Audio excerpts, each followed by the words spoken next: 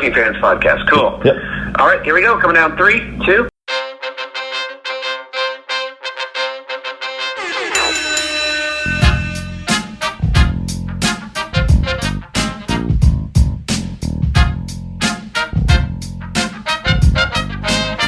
Welcome back for another week of the Working Fans Podcast.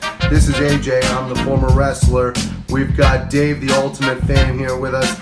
As we do every week, our producer Joe likes to make us sound good and makes us look way more professional than we actually are.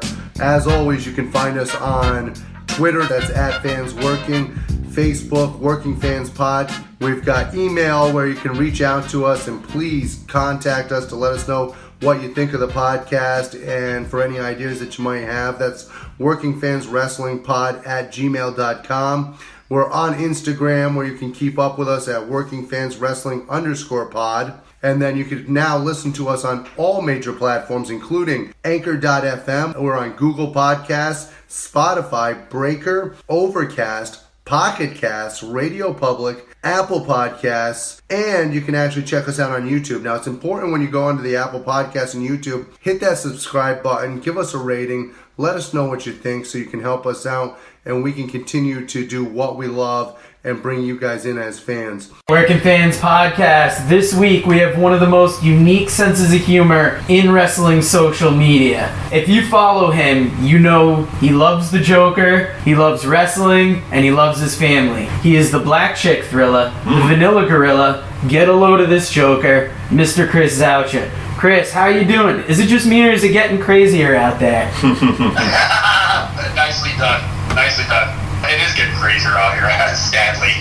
I know, in the past week, since this whole Corona thing has blown up, I believe the week that it really got big, that Wednesday, Thursday, the first day of it, we were having the funeral for my dad, so I wasn't catching up with as much stuff at the store. I saw the pictures you had up of the toilet paper aisle and the hand sanitizer aisle being cleared out. And I thought, oh, that's just happening in Illinois, or that's happening out there. That's not happening in this area. I went to work that Friday, no toilet paper. Next day, no meat in the meat case. Yeah.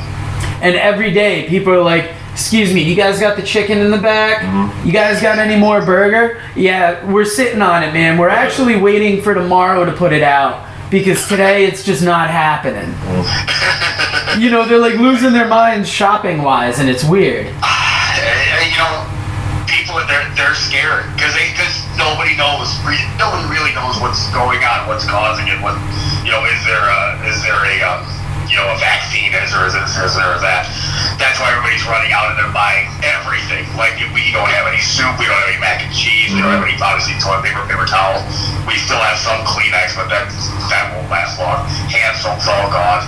Sanitizer's been gone for over a week. I don't think we're getting any in until, like, May. Yeah, that's crazy. I know for us, we got, like, temporary hazard pay just for working in a store, which it's the first time I've ever been considered anything above a fuck up for working in a grocery store. Like, absolutely, they want to call us first responders now, and I had to ask my brother, who's a state cop, like, how's it feel? I'm a first responder, bitch. I can't even do push-ups. That's fantastic. That is fantastic. I will say this too, and you guys can both agree with this. As a scumbag bread vendor, as I'm normally known as when I come to stores, this is the first time I've had stores come to me, thanks for just showing up, man. We appreciate seeing you. I'm like, what the fuck is going on here? Oh, you don't have anything? Well, just whatever you have, thank you for giving it to us. All right. Just give us anything, we don't care. Right. It's spoiled, no problem. Yeah, exactly. You're the only one with a steady supply right now, Dave. Like, I know for me, I'm doing my fresh orders every couple days, but they're just sending us what they send us now. They almost can't even promise it. We took away rain checks and all that shit. Like, yeah, we do too. You take away rain checks or return policies, that's when it's going to be the front lines. People are going to be looting for baby formula and diapers. I can tell you that our company, Martin's, asked us, do you want a Sunday delivery? Do you want a Wednesday delivery? And all of us, like, we're already fucking out there anyway. So we're like, yeah. I mean, it's the only time, like, for us, we're going to be making more money, at least. So it's like, we might as well make money if we're going to get fucking sick of this thing in the long run anyway. So, hope for the best. Yep. Yeah, we're not taking any returns unless it's, like, false products. I'll say my produce and it's shitty, then we'll exchange or refund that. But as far as like regular stuff and as far as rate checks, nothing, which I didn't know, because like I'm an assistant manager there and I just give anybody whatever they want because I don't have time to argue with people. Yeah. So I just give people shit left and right. They're like, no, we can't do that. We're gonna do rate checks. But no, I guess I should read my email once in a while. Yeah, because you're the one that basically has to solve the rest of the store's problems. Somebody tells them to go fuck themselves in deli. You're like, all right, man, we'll give you the Land O'Lakes cheese free. We'll give you the good stuff. You get free cheese and you do not have to fuck yourself. Right. I mean, you still can. It's up to you. Right. It's not our business. Now, to bridge the talk from grocery store talk to wrestling talk, I'd like you to tell everybody, why is Joker a modern masterpiece? Because I've watched this movie twice in the past couple days getting ready for this interview, and I've seen it before, but every time I see something different. Yeah. And you're known on Facebook for being big into it. What's the appeal of it, do you think? Well, here's my thing, and you probably should trust my judgment, because sometimes I like things and then I just like them too much, to where it's like obsessive. For me, the very first time I just saw like the teaser trailer, like almost 2 years ago now, when it just showed Joaquin Phoenix just standing there, and then all of a sudden it flashed, and then he had the Joker face paint on, or Joker face paint on, because he doesn't look like any other Joker. Yeah. I was immediately hooked. I was like, okay, I don't know many Joaquin Phoenix movies, but I know he's really like eccentric, so whatever he does with this, he's just gonna fucking kill it. I know he's gonna nail his role. Whatever they do with it, he's gonna nail it. I can't tell you. My wife asked me the same thing, she's like, why do you like it so much? I'm like, I don't know. I love everything about it. Because some people say it starts slow and da-da-da. I'm like, yeah, but it's an origin story. Like, he didn't pop out of the womb and chase Batman around. It took time to build up to it. I think I kind of like that slow. If anybody's not seen it, I apologize for the spoilers, but I like that slow burn where he's just kind of like, he's just this mild-mannered whatever. And then and throughout the movie, he just gets more and more like deranged and almost more like into himself. And basically, from the minute he kills his mother to the rest of the movie, is this one fantastic scene after another. It's just I love that movie so much. My favorite movie of all time. I loved it. Would you say almost like, kind of like comparing this to pro wrestling a little bit, like the moment you see Phoenix in that role, it just kind of has that it factor. You're just automatically drawn to it. And then like you said too, at the end of the movie too, like almost like it's building slowly, and then when it gets to the part where he does kill his mother, it's fucking on. Yeah. Oh, yeah, it's outstanding. And that scene where he dances down the stairs is one of the greatest scenes in the history of fucking cinema. The first time I went to see it, it was opening night, and a buddy of mine, Aaron, was supposed to go with me, and of course he flaked out. So I went by myself. I'm sitting in the theater by myself, probably on the FBI watch list now. But it was great because, there weren't many people there, and I could laugh at all the stuff that you're really not supposed to laugh at. But I'm like, well, nobody's judging me, so it's fine. Yeah. It's a dark movie. Like, it really is. It's like not like any superhero or comic book movie I've seen. No, it very much, if you were to compare it to anything, it almost tells the story of a school shooter by making it almost him as sympathetic as he can be. Like, these are the reasons this guy became who he is. Right, absolutely.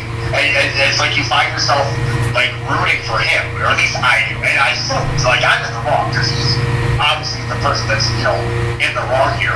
But I still find myself sympathizing with him. It's like, man, this guy's been treated like crap. Now, also keep in mind, that's his telling of the story.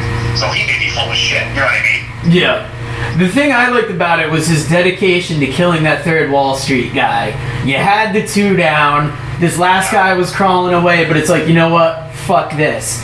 And that seemed to be where, like, the first switch really went in his mind, where he went from kind of mild-mannered and crazy to more like the crazy is coming out. And I would say you almost see it in the scene with the lady at social services, where she's trying to tell him they're shutting down, and he's basically saying, like, you're not hearing me. Like, until a little while ago, it was like nobody saw me.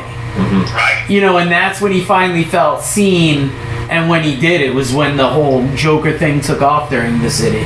I was just going to say real quick too, one thing I really liked about it, and really in this movie, but I noticed it like with certain super villains, like even Thanos, like there's this moral code that some villains have, and like in this case you see it where he doesn't kill Gary, the small person, and he don't think he's going to kill him, he goes, Gary, you were always fucking nice to me. He lets him go, and I'm like, that's... But he will fuck with him on the way out before he unlocks the door. Well, he's a Joker. That's okay, right? Right. Like...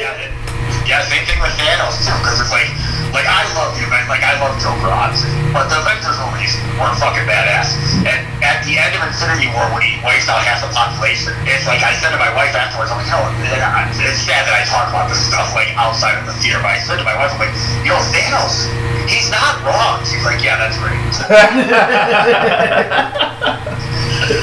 I mean, yeah, he definitely had the right idea, but, I mean, you guys knew when we were having Zaucha on, there was going to be grocery store talk, there was going to be Joker talk, but let's get into the reason that people came here for. How did you first get into wrestling? Like, what are some of your early memories, early favorites? How did you first see it? Okay, so I'm going to date myself a little bit here, or age myself. So, the very first time I saw wrestling, and I'm almost certain this is what it was either 79 or 80.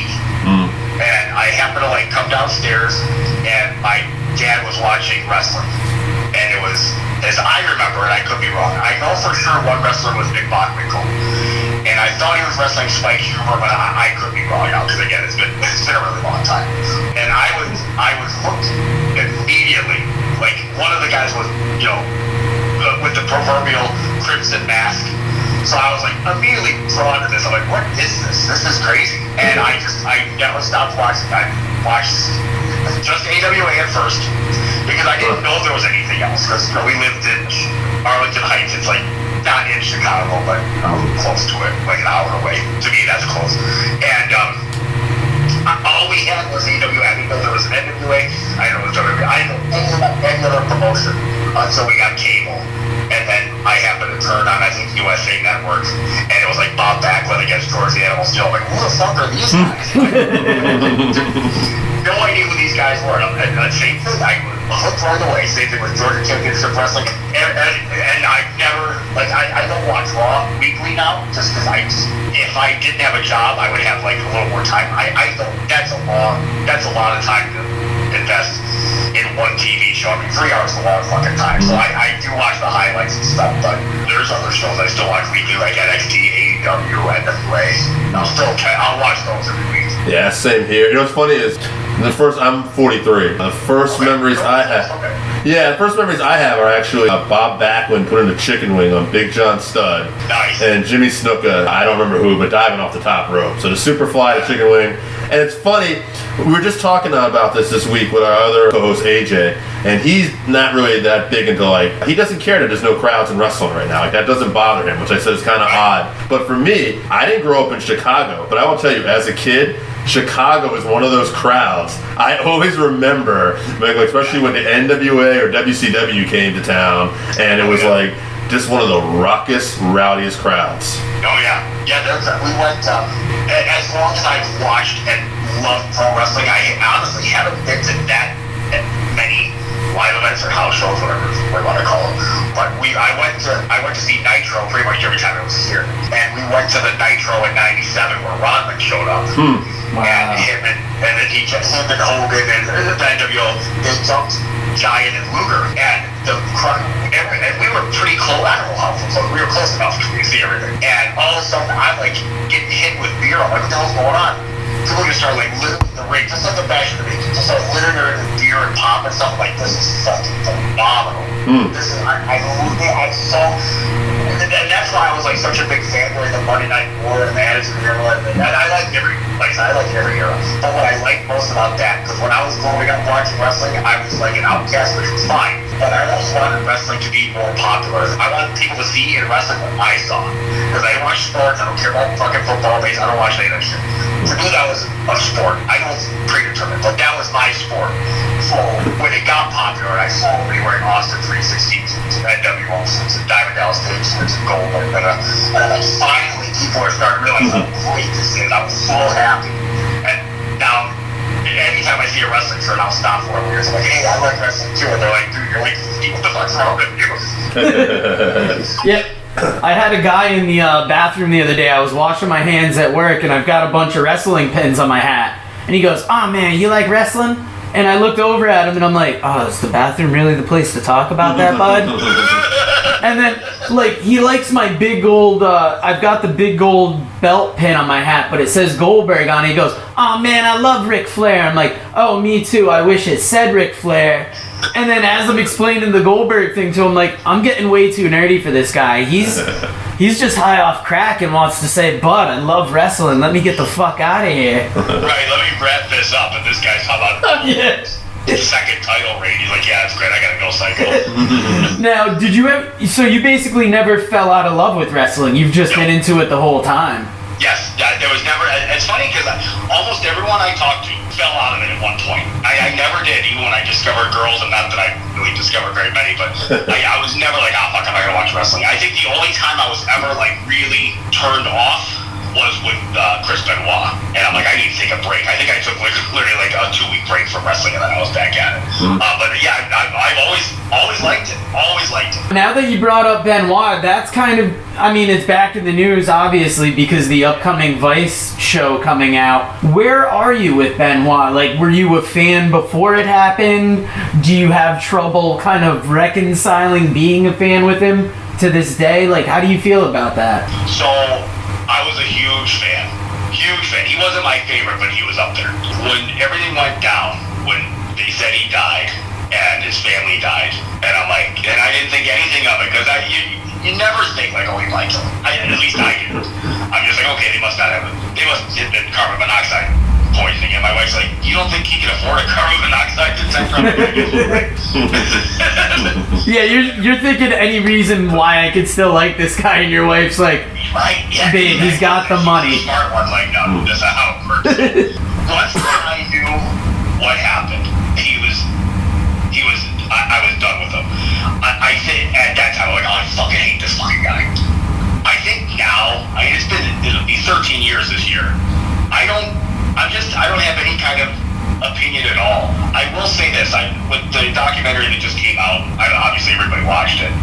When I saw footage of him in Japan and stuff, I was like, because they showed like little clips and stuff. Yeah. And I'm like, fuck, man. He was just such a fucking good wrestler. The biggest tragedy is that, you know, his wife and son, and him too, are all gone. Regardless of what the circumstances were, I mean, that's still the end result. The only good thing that came out of it was that people are a little more, you know, sensitive about concussions. Because you would hear about wrestlers getting concussions back in the day, and they probably just get right back in the ring like it's all just a bad headache. And that's obviously we're finding out now that's not what it is. Yeah, I personally was a big fan of Benoit growing up. Yeah. It all happened during the time that I wasn't paying attention to wrestling. And now that I've got back into wrestling, it's a huge tragedy, but for me, I enjoy the matches. I enjoy watching him. I guess it's a weird way I can compartmentalize it, but sure. I mean, we've talked about it multiple times on here where we're all fans. We'd like the discussion to keep going about him, but in a way we understand why it's like, look, what happened, and it's kind of that weird, like, I'm gonna almost compare it to like Pete Rose in baseball. He's probably never getting in the Hall of Fame, and it's just one of those things that people have accepted. And you know, I would say just thinking about it now, because I watched the first part of that documentary. Yeah, me too. It was very good. And I will say this, almost like not to compare it to like a story like the Joker's, it's real life, obviously, and people died. But Darkseid did a really good job, not necessarily making him, you know, a sympathetic character, but like basically they're telling the story of like how Eddie Guerrero really affected this guy.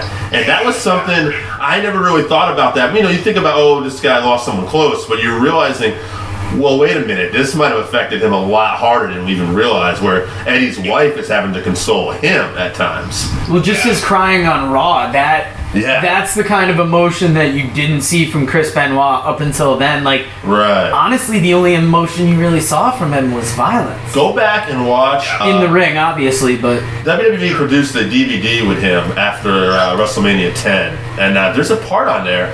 I want to say it's his dad. And I watched it later. I always remember this kind of stuck out. I never thought this was going to happen. I want to say it's called Hard Knocks, and I'll tell you why I remember the name. But his dad basically said, yeah, he was always kind of a quiet kid, almost to the point you'd be concerned. And there's that line in there. And I went back and I watched it like years later, and I'm like, did he say it? And I go, yeah, he did. But I mean, I didn't think of it at the time, and I never, even years later, did it. Well, no, you find out he was a timid kid, and he really wanted to get into wrestling. He was tiny, and it was almost as if he just picked the wrong role model. Not like any role model. Right. Yeah, not like any role model is going to be the best in the business, but the dude has a flying headbutt and is known to be a bit of a cunt. Yeah. Was known to be a bit of a cunt. Yeah. He's dead now. I'm not going to disrespect him. He's still got nephews wrestling. Yeah. We'd like to interview him. Yeah, maybe not after this one. Yeah, maybe not after this episode, whatever. But yeah, it's a tragic story. There's a book called Ring of Hell, written by this guy, Matthew Randazzo V, that I always thought was a real good explanation of what happened and kind of examined it looking up. The Vice documentary is like the next best thing on that list.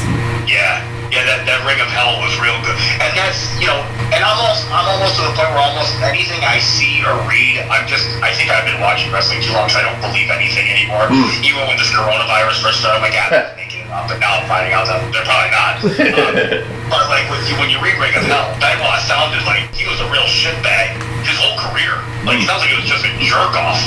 Obviously, there's a big difference between being a jerk and being a murderer, but he always sounded like he was almost like a sociopath, like just a goof.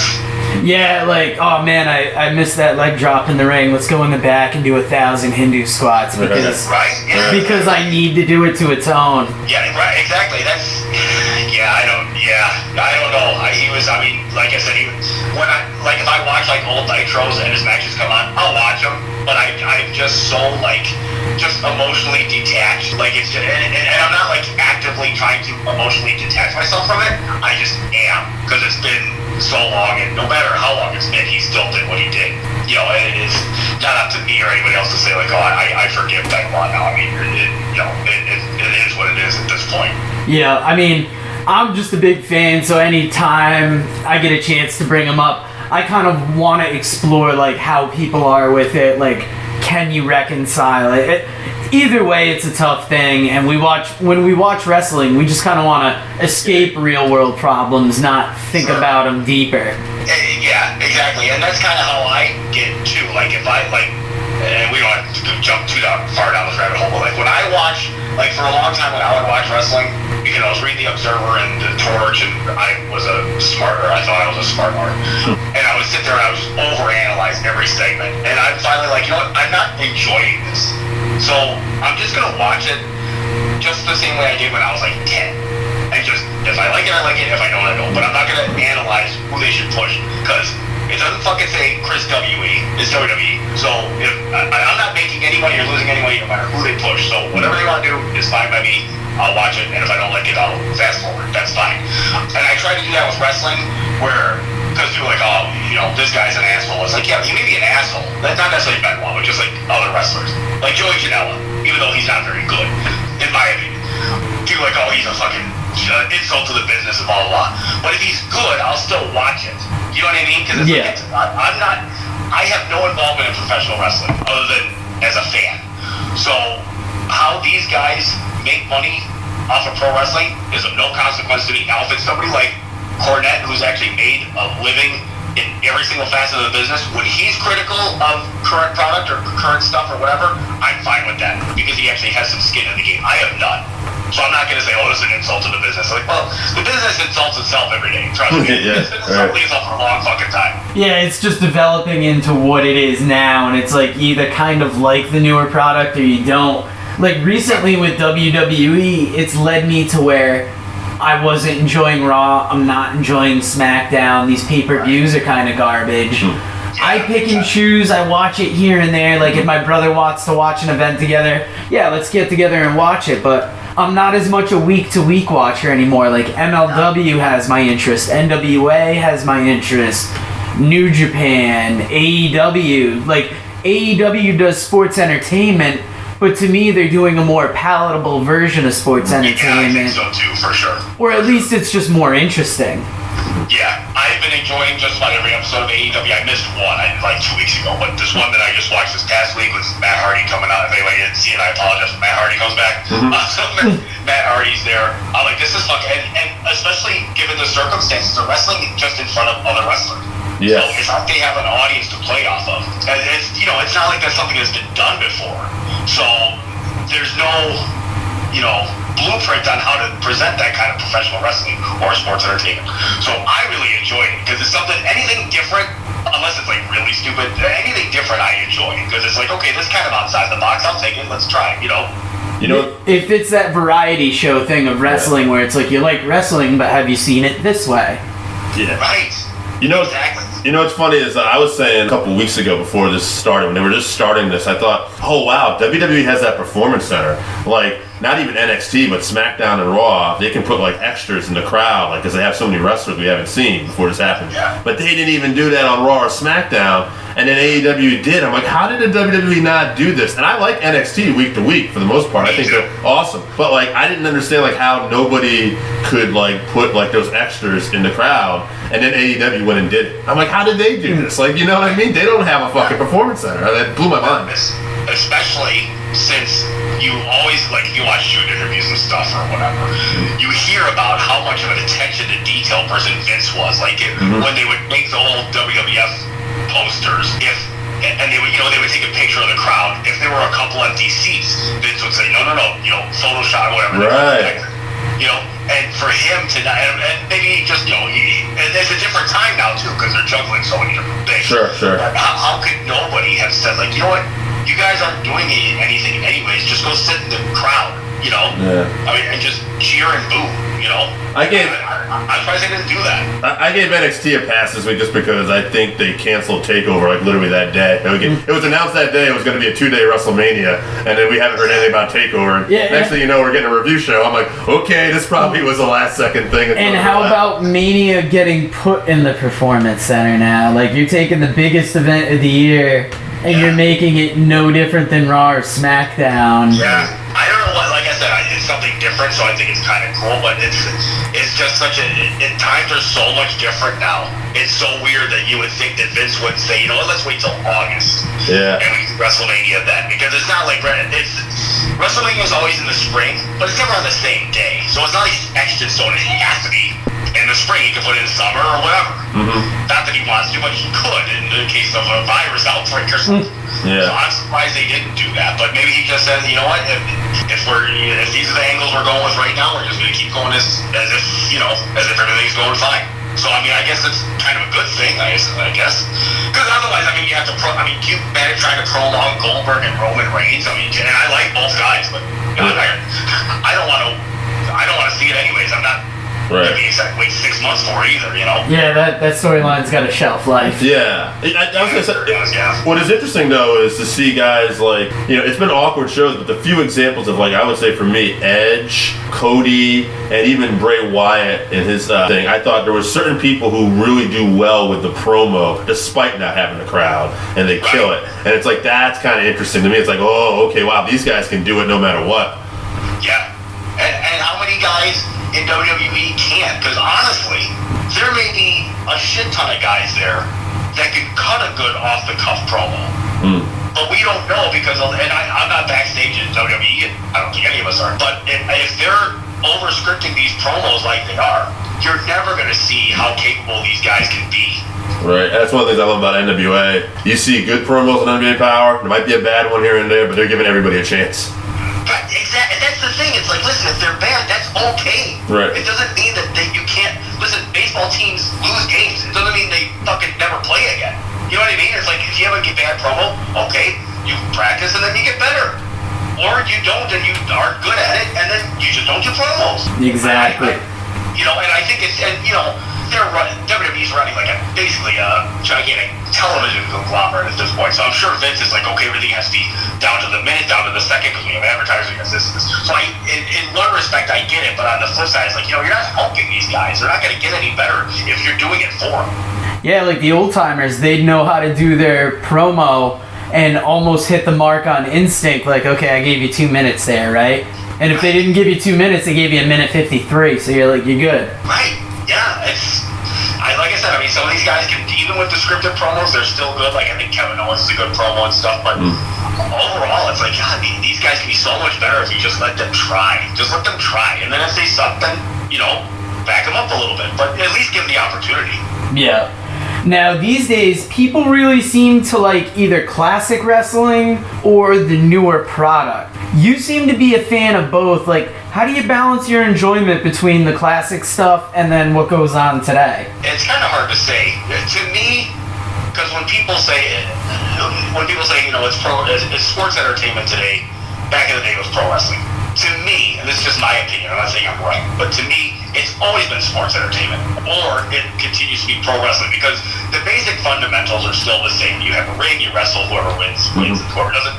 There may be more facets to it now, like there's a lot more backstage stuff, there's a lot more this, that, and the other, but that's been going on since the mid-'80s. Ever since, Team Tuesday Night Titans and Saturday Night's Main Event, they started doing, like, skits and even in World Class, when they would do, like, personality profiles, where, like, Jimmy Garvin was David Von Erich's, like, farmhand for a week or whatever it was, or a day.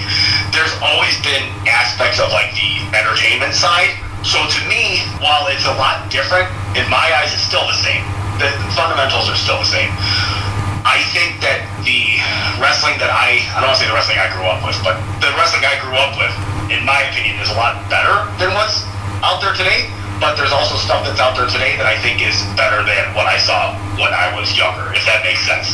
Yeah, I almost feel like the storytelling and the characters were better from back in the day, where today it's almost work rate, athleticism, and the amount of crazy things you'll see people attempt and try.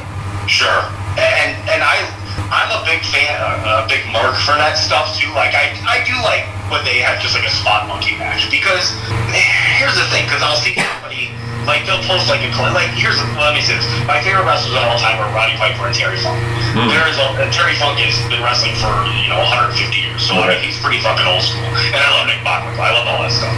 But what I like about them is that they were different than everybody else. If everybody had a match like Johnny Valentine, then a Johnny Valentine match wouldn't mean shit, because they're all wrestling exactly the same. That's what made, to me, like Ric Flair or Funk or Piper, that's what makes them stand out. If every match was like a Terry Funk match, then Terry Funk would just be another guy. That's why I like different stuff. If they had, the Invisible Man matches, those are kind of silly, although I will admit I was fucking laughing my ass off when I watched Invisible Man versus Invisible Stan.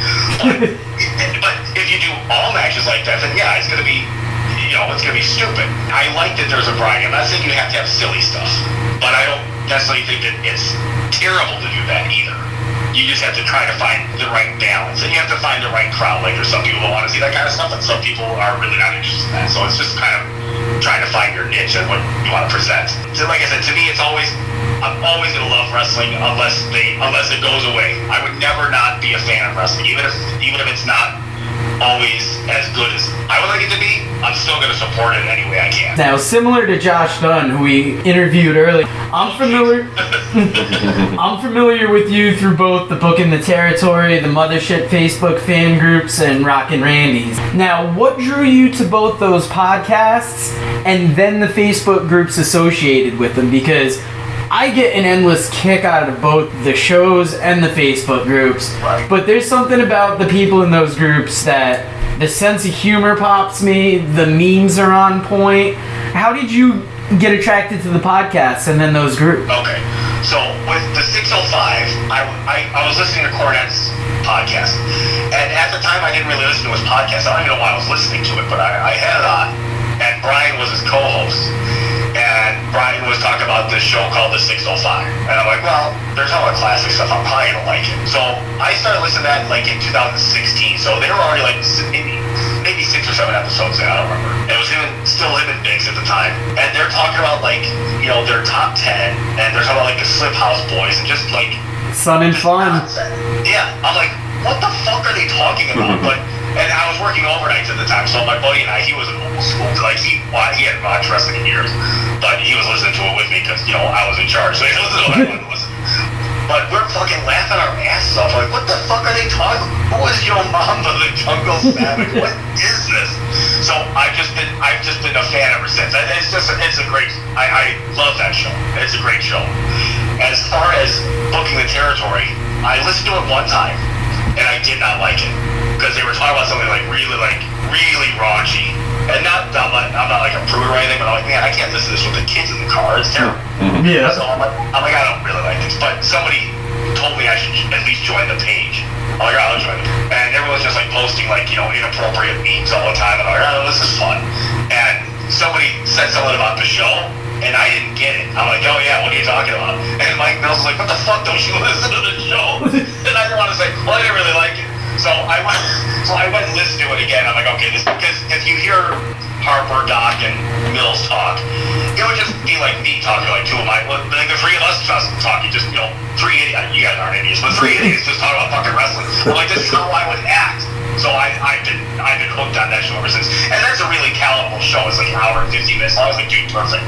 Yeah, perfect. and it's always solid laughs. Now, it's funny that you bring up overnights when listening to the 605 because at our grocery store, sometimes we'll do overnight inventories for the fresh departments. Oh, jeez, yeah, that sucks. And if a 605 comes out around that time, I save it for the overnights, and somehow 605 became my overnight thing because I can count all day with just having them go off in the back of my head, like listening to Brian's dad talk about Sun and Fun, the Slip House Boys, and thinking, who the fuck, what actual tag team was this that he somehow, fucked the name up on?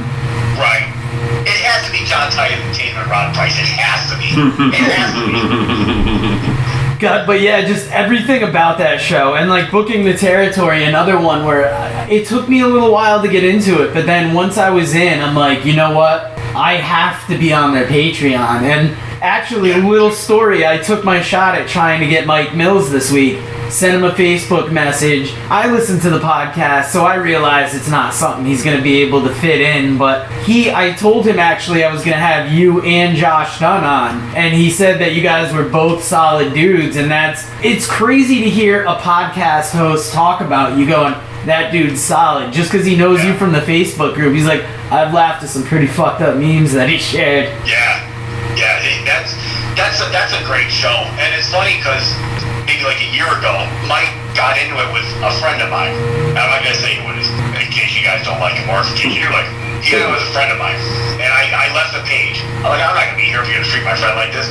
Now, my other buddies are like, hey, you need to come back to booking the territory. Mills is asking about you. I'm like, you don't even know who the fuck I am. We weren't friends at the time, but you don't even know who the fuck I am. Like, yeah, he goes on there and asks when you're coming back. Like, no, he doesn't. So they sent me a screenshot. He's like, hey, where's Zaucha? I'm like, what the fuck? How does he even know who I am? So I went back and I go on the page. I'm like, I would like to apologize for my behavior. You upset a friend of mine and did a show of, whatever. I quit, but I'm back now. And I've got to say that you've got one of the most unique senses of humor in there. I mean this as the biggest compliment, but it's not going to sound like it. Your sense of humor almost comes off to me like jazz. If you get it, it's hilarious. If you don't get it, you're like, what the fuck is wrong with that guy? Yeah, and that's, listen, I laugh at stuff that is not funny. It's literally, there's nothing funny about it, and that makes me laugh even harder. It's like there's this way, and you won't, as Joker would say, you wouldn't get it.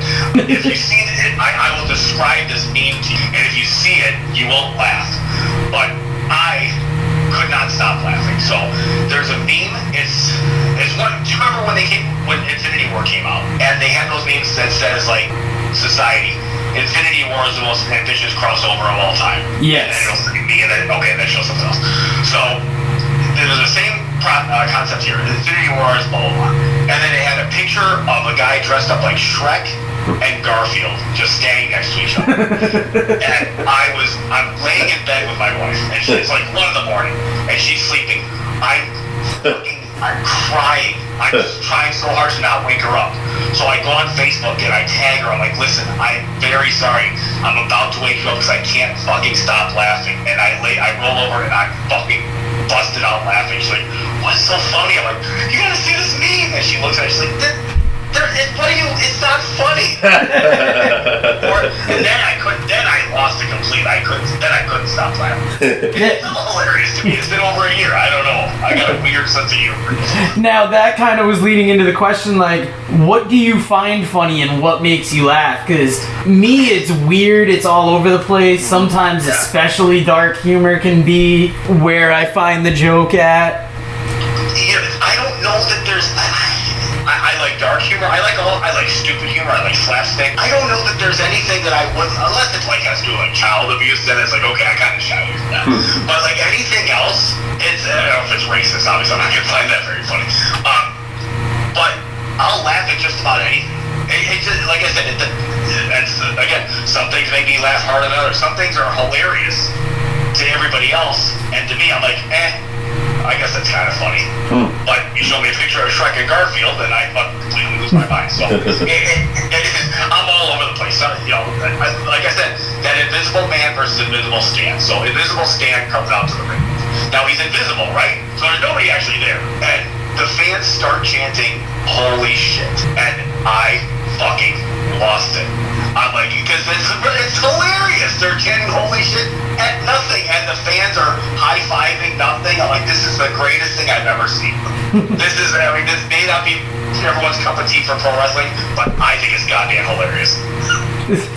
And it's funny, like, I ask that question, but if you ask me what I find funny and what makes me laugh, I almost couldn't pinpoint it the same way. It's just one of those things that the memes always kill me. I think it's just the general sense of humor in the Booking the Territory group, because for sure. When I go to the grocery store, I share memes that I find on Booking the Territory, and almost the number one thing I hear is, "Where the fuck did you find that?" Like, same thing. I do the same thing. Like, what the fuck, dude? I'm like, dude, it's amazing stuff. Yeah, it was a girl with no arms and no legs holding the clapper in like her top two nubs, and I showed it to my mom thinking that is the funniest thing I've seen, and she goes, "What is wrong with you? Why would you send somebody that? What if they know somebody like that?" And I'm like, "Mom, somebody with no arms and no legs, easily you know somebody that's missing an arm, maybe like a piece of something, but like 3 out of 4, 4 out of 4,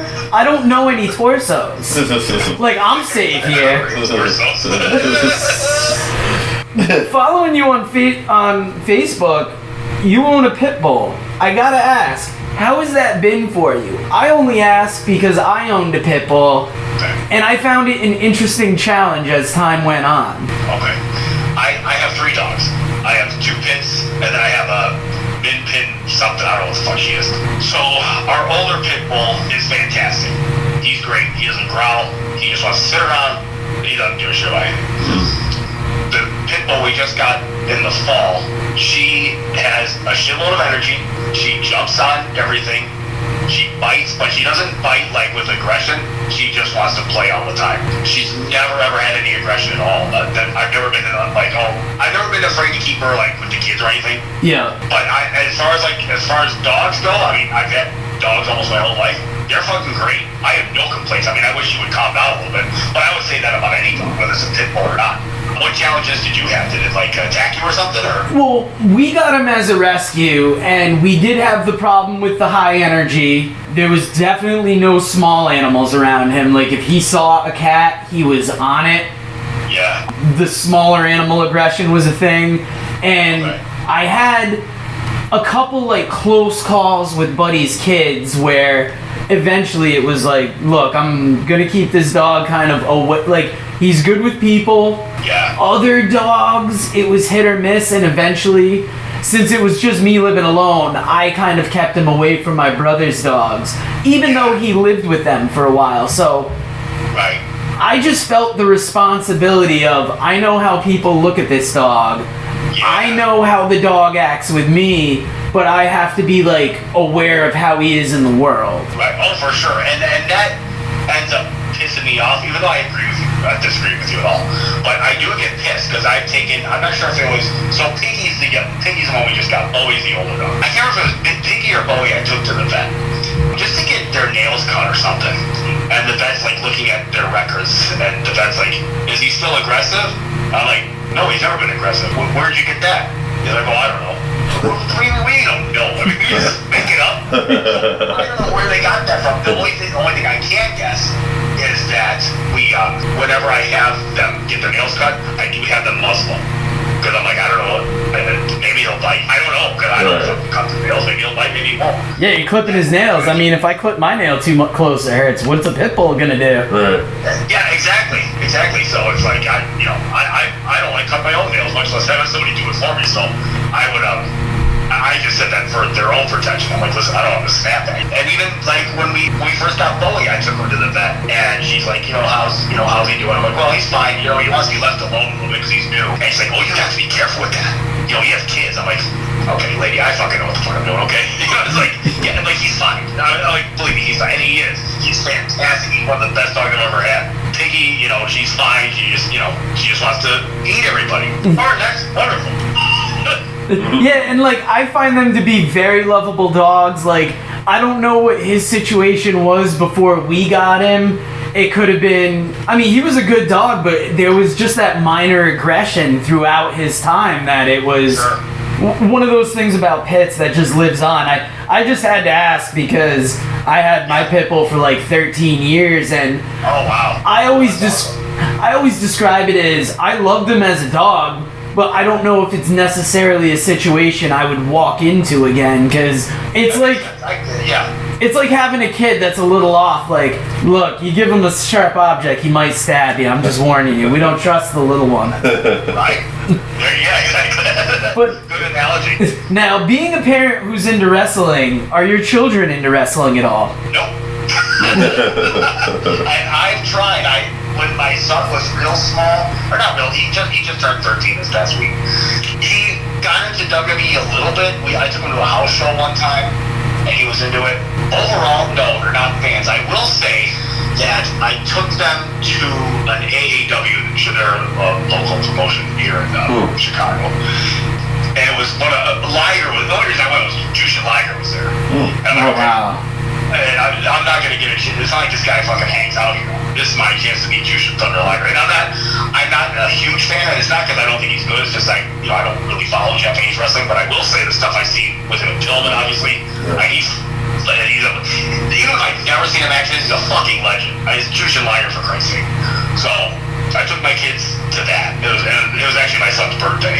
So I'm like, hey, what other parents take their kids to meet Jushin Liger on their birthday? I was like, yeah, great. But they loved it. They were all like, they were barking out for Liger, and believe it or not, Moose. We watched Moose wrestle Keith Lee, and it was one of the best matches I've ever seen. And I'm like, this goddamn Moose! it was exciting as fuck. So, and then that's the first time I saw Maxwell Jacob Friedman. Oh wow! My kids, they didn't really boo anybody, but they turn to me when he starts his shtick. They're like, "Can we give him the finger?" I'm like, and they're like, 11 or 8 or whatever, how old they were. And I'm like, no, you can't do that. And then I'm watching him do his shtick, and I'm like, go ahead, that's fine. That was like the one person they just had a guttural reaction to. So, and they went to the MLW pay-per-view with me this past November, and MJF was there again, and they're like, they didn't give him the figure this time, but they're like, man, we hate this guy. I'm like, that's good, that he's doing a good job. Now, you mentioned that your dad had watched wrestling. Do you and your dad like similar things, or are you guys into different things? I believe he's a Cornette fan, if I remember correctly. Yes, so my dad just turned 86 last month. His vision is almost gone. His hearing's pretty lousy. I mean, he's a decent health. He just really can't see much. He doesn't, like because his eyesight's so bad, I'll put on wrestling for him. He can barely see anything. It depends on, we have like skylights, so it depends on how the sun comes in. Sometimes he can see it fine, sometimes he doesn't. So when I was younger, we used to go to AWA shows. We went to a Spring Stampede '94, which is still one of my favorite shows of all time. Wow. Yeah, so he was big into the Steiners and Goldberg, Nash, basically everybody I like. He liked. His favorite wrestler at one point, and this was fucking hilarious. So it's the year 2000. The Rock is huge. Austin's on his way back. He's huge. Undertaker. You got New Blood and shit going on WCW. And my dad's favorite wrestler was Rhino in ECW. And I love Rhino too. Yeah. And I'm like, he would be like, he said, because he was a huge ECW mark. It was hilarious. He was like in his 60s at the time, maybe about 60 or whatever it was. And he goes, I don't care what promotion we're talking about. There is not one wrestler as good as Rhino. I'm like, all right, I'll take your word for it. He was a TV champ. He wasn't even like world champion or anything. But I don't know what he liked about him so much. Maybe it was the gore, the fact that he beat up Sandman's wife so many times. But he loved Rhino. It was very strange. But I was a big fan too. Just not quite as much as my dad was. That's awesome. Now, that's kind of the main part of the interview we had for you. I got a couple lists I want you to go through real quick. Alright, so that wraps us up for this week. Thank you again for listening to the Working Fans Podcast. So as always, you can find us on Twitter at FansWorking. Our Facebook page is Working Fans Wrestling Pod. We have email where you can reach out to us and let us know what you think also. That's workingfanswrestlingpod@gmail.com. Follow us on Instagram, workingfanswrestling_pod. And then as always, please continue to listen to us on Anchor.fm, Google Podcasts, Spotify, Breaker, Overcast, Pocket Cast, Radio Public, all your major platforms. If you're following us on Apple Podcasts, which we are also on now, and YouTube, please make sure you subscribe and give us a 5-star rating. It helps us bring you these podcasts where we get to talk to you and talk with you every week.